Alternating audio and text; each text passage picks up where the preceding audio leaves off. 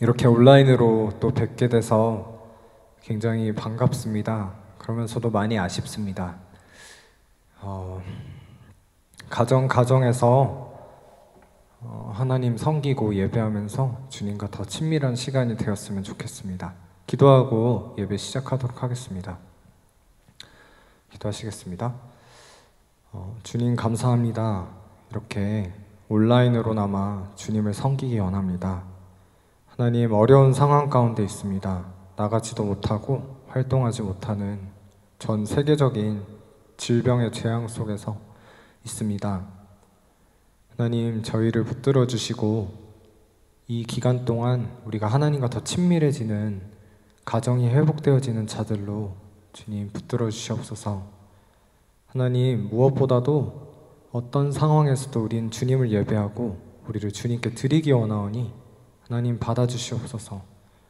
이 땅에 정말 보잘것없는 풀과 같은 삶에 너무 혈안이 되어서 살아가는 것이 아니고, 하나님, 우리는 저 천국, 저 영원한 나라, 주님 계신 그곳을 소망하기 원합니다.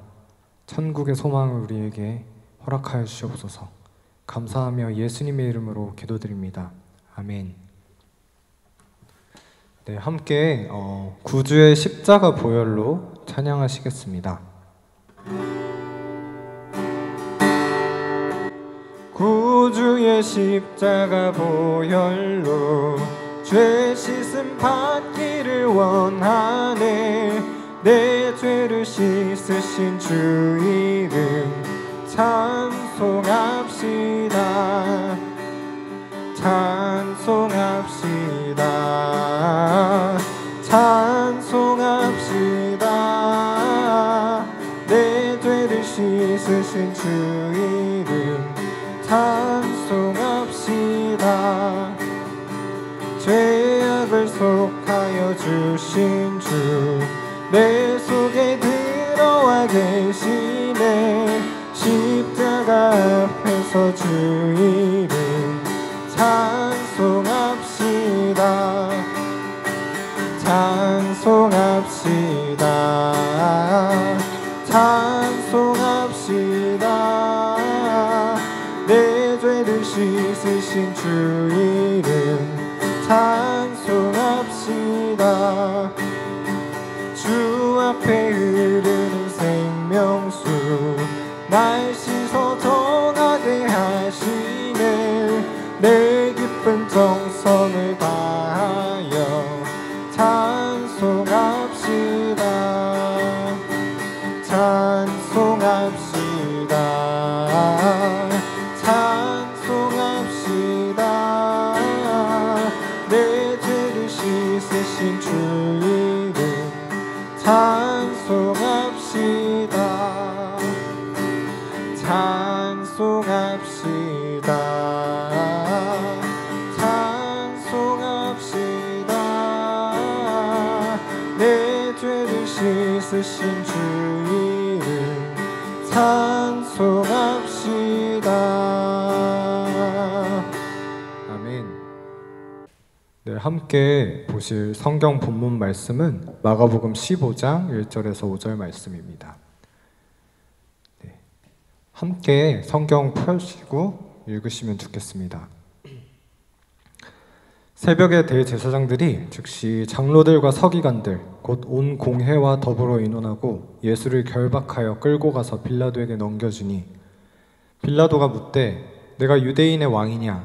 예수께서 대답하여 이르시되 내 말이 옳도다 하시매 대제사장들이 여러 가지로 고발하는지라. 빌라도가 또 물어 이르되 아무 대답도 없느냐? 그들이 얼마나 많은 것으로 너를 고발하는가 보라 하되 예수께서 다시 아무 말씀으로도 대답하지 아니하시니 빌라도가 놀랍게 여기더라. 아멘. 빌라도는 실제 역사적 인물이고 요세푸스 등 역사가들에 의해 기록되었습니다. 고고학적 증거 자료도 발견된 사람입니다.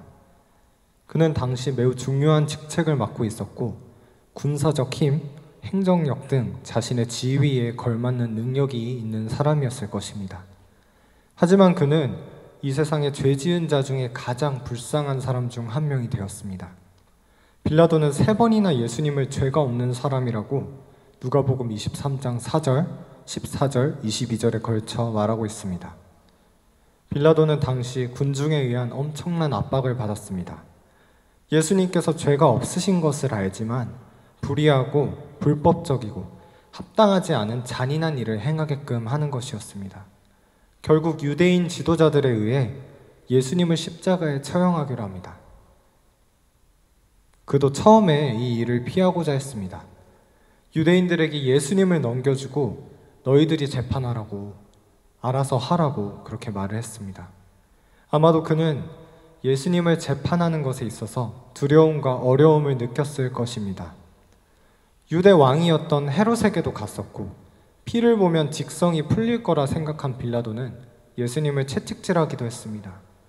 하지만 유대인들은 만족하지 못했고 결국 강도였던 바라바와 예수님을 바꾸며 죽이기를 열망했습니다. 피 흘리신 예수님을 보고 기름에 불을 지르듯 더욱더 주님을 살인하고자 했습니다. 예수님께서 신문 받으시면서 답변하시는 모습을 마가복음 23장 13절에서 15절 사이에서 볼 수 있는데 23장 11절에 헤롯을 통해 모욕당하고 나서 곧장 새벽 5시쯤에 다시 빌라도에게 보내졌죠. 아주 빨리 일어난 일이었습니다. 요한복음 19장 14절에 보면 재판이 끝날 때쯤의 시간이 6시쯤 되었다고 말하고 있습니다. 로마 시간으로 보았을 때 새벽 6시라고 볼 수 있는 것입니다. 빌라도에서 헤롯으로 보내지고 또 헤롯에서 다시 빌라도로 보내지는데 채 1시간도 걸리지 않았다고 우리가 생각할 수 있습니다.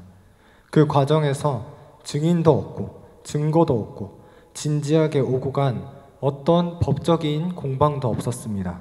당시 6월절 시즌이라 사내들인 공회에 단순히 종교 지도자들 뿐 아니라 일반 시민들이 많이 와 있었습니다. 사실 빌라도는 예수님에 대해서 잘 알고 있었습니다. 빌라도가 머무는 곳은 프레토리움이라고 부르는데 장군의 텐트라는 뜻입니다. 그곳은 안토니아 항구라는 곳 근처였는데 그곳은 성전과 매우 가까워서 성전에서 수많은 사람들에게 설교하시고 예루살렘에서 죽은 사람을 살리시고 또 기적들을 일으키신 사건들을 이미 다 보고 들어 알고 있었습니다. 전날이었던 화요일 예수님께서는 성전을 정하게 하러 올라가셨습니다. 빌라도는 예수님이 결백하다는 사실을 너무나 잘 알고 있었습니다. 하지만 빌라도에게는 문제가 있었습니다. 그는 로마 정권에 의해 유다를 관리하는 한 6번째에서 7번째 정도 순서를 맡은 관리자였습니다. 그는 자신의 뒤에 로마의 엄청난 힘이 존재한다는 것을 과시하고 싶었고 그가 예루살렘으로 들어온 때 자신의 군인들에게 로마의 깃발을 들게 하여서 스스로를 드러내고자 했습니다. 그리고 온 예루살렘에 퍼레이드를 했습니다. 그가 자신의 고향인 가이사랴로 가는 길에 유다인들이 우상들을 내려놓으라고 하자 힘없는 사람들을 원형극장에서 목을 쳐서 죽였습니다. 그는 그런 식으로 자신의 힘을 과시하는 사람이었습니다. 예루살렘의 물 공급이 부족해 새로 공사를 계획했을 때도 성전의 금품을 갈취하여 공사하고자 하는 그런 일을 저지름으로써 일어난 반란을 단순한 무력으로 진압을 했습니다. 그러한 일들 외 여러 가지 것들이 빌라도를 살얼음판 위에 서 있게 만든 것입니다. 모든 일들은 다 가이사에게 보고되었고 황제는 빌라도에게 화가 났습니다. 빌라도가 만약 군중들의 바람대로 예수님을 십자가에 매달지 않는다면 그의 위치가 박탈당하고 목숨이 위태로울 수도 있는 상황이었던 것입니다. 그리고 그는 무죄 판명이 난 예수님을 채찍질하였습니다. 그것은 원어로 파이드웨어라는 말인데 아이를 교육한다는 뜻입니다. 경범죄자들을 가르쳐서 정신 차리게 만든다는 어조입니다. 하지만 이것은 그냥 유대인의 기호에 맞춰서 그들을 잠잠하게 만들려는 수단에 불과했습니다. 6월절에 특별히 죄인을 풀어주는 행사가 있어서 빌라도는 선행을 많이 베푸신 예수님을 풀어줄 수 있을 것이라고 생각했습니다. 예수님과 바라바, 그 둘 중 누구를 풀어줄 것인가? 바라바의 이름은 놀랍게도 아버지의 아들이라는 뜻이라고 합니다. 육신적 의미에서 그렇게 볼 수 있습니다. 바라바는 사실 우리를 대변하는 자로서 그 자리에 세워진 것입니다. 빌라도의 아내는 예수님을 해하지 말라고 메시지를 보냈습니다. 정직하고 올바른 이 사람을 남편이 정죄한다는 것에 엄청난 두려움이 몰려와 잠을 설쳤습니다. 사람들은 결국 바라바를 풀어주고 다 함께 예수님을 십자가에 못 박으라고 외쳤습니다. 판플라테, 이것은 우리는 모두 이 일에 동의한다. 즉 모든 사람이 이 일을 찬성하고 이 일이 일어나기를 바란다는 말을 하며 외치며 예수님을 몰아갔습니다. 끔찍했습니다. 사람들이 예수님을 선택할지도 모른다고 생각했지만 범죄자를 선택했고 거룩하신 하나님의 아들이 아닌 범법자 사람의 아들을 살리고자 했기 때문입니다. 신성모독자는 예수님이 아니라 그 군중들이었습니다. 예수님을 범죄자라 칭했지만 그렇게 칭하는 자들이 곧 범죄자였습니다. 아이러니컬하게도 예수님을 정죄했던 자들이 곧 자기 자신을 정죄하게 된 것입니다. 그들이 죽은 후 주님 앞에서 정죄당하기 때문입니다. 히브리서 6장 6절에 그들은 드러내놓고 예수님을 욕보이고 못 박았다고 말합니다. 그들은 다시 새롭게 되어질 수가 없습니다. 빌라도는 십자가 사건 몇 년 후인 AD 36년에 자살했습니다. 전설에 따르면 그의 시체는 갈리아로 옮겨져서 타이버 강에 던져졌는데 악령이 그 안에서 나오면서 난류가 생겨 물이 그 시체를 토해냈다고 합니다. 그래서 비엔나에 있는 롱강으로 옮겨서 던졌는데도 똑같은 일이 발생을 했다고 합니다. 그곳에 현재 빌라도의 무덤이라는 유적이 있다고 하는데요. 그 이후에 스위스에 있는 레종강에 또 던졌다고 합니다.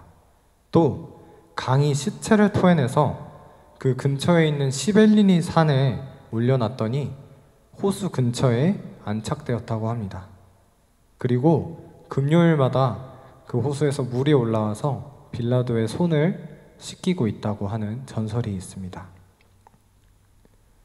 우리는 바라바와 같은 사람의 자녀이지만 예수님이 우리를 대속하여 주셨습니다. 주님은 묵묵히 십자가를 지셨습니다. 우리가 예수님의 십자가 사랑을 생각하며 감사함으로 그 길을 함께 걸어가는 저희 소년부가 되기를 소망합니다. 우리 이 시간 결단하면 좋겠습니다. 결단할 것은 우리를 구원하기 위해 십자가를 지신 예수님의 사랑을 전하는 교사가 됩시다. 그리고 기도할 것은 하나님, 예수님의 십자가를 바라보며 우리에게 주어진 복음의 길을 기쁨으로 가는 교사가 되게 하소서. 함께 기도하시고 제가 마무리 기도하겠습니다. 기도하시겠습니다.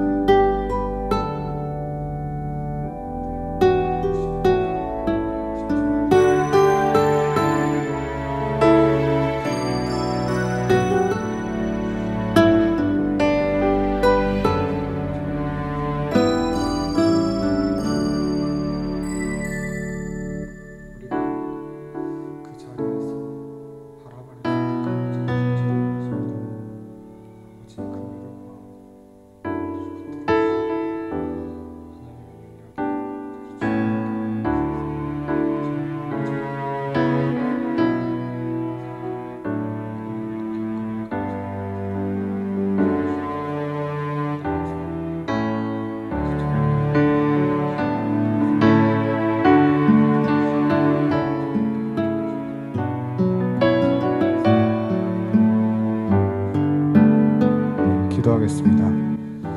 주님 감사합니다. 우리가 주님을 재판하는 그 자리에 있었다면 우리는 과연 주님을 선택할 수 있었을지 모르겠습니다. 하나님, 우리는 육신에 너무나 관심이 많고 이 땅에서 잘 살아가는 일에 너무나 많은 에너지를 쏟고 살아가고 있습니다. 하나님, 하지만 긍휼히 여겨주시옵소서. 우리 주님을 선택하게 하시고 우리는 그 영원한 영광 하나님의 나라 저 천국을 바라보며 순수하는 그런 기름이 준비된 처녀들처럼 지혜로운 자들로 이제 곧 다시 오실 주님을 맞이해 준비를 철저히 하기 원하오니 하나님 역사해 주시옵소서. 우리의 심령 가운데 은혜를 계속하여서 부어주시고 말씀 깨달아지게 하시고 우리 기도하는 가운데 하나님 우리와 친밀히 만나 주시옵소서. 어떤 상황 가운데서도 예배를 포기하지 않기 원합니다. 어떤 상황 가운데서도 무너지지 않기 원합니다. 하나님, 가정 가운데 어려움이 있다면 주님 친히 돌보아 주시고 하나님의 성령의 능력으로 정말 어려운 때에 엘리야가 그 가정에 정말 떡가루와 기름이 떨어지지 아니하게 한 것처럼 하나님, 우리의 모든 생활을 하나님께서 책임져 주시옵소서. 그러면서 우리가 주님이 일을 행하셨다, 주님의 정말 역사하심이 우리를 보존하시고 우리를 끝까지 걷게 하셨다 고백하는 자들로 삼아 주시옵소서. 감사하며 예수님의 이름으로 기도드립니다. 아멘.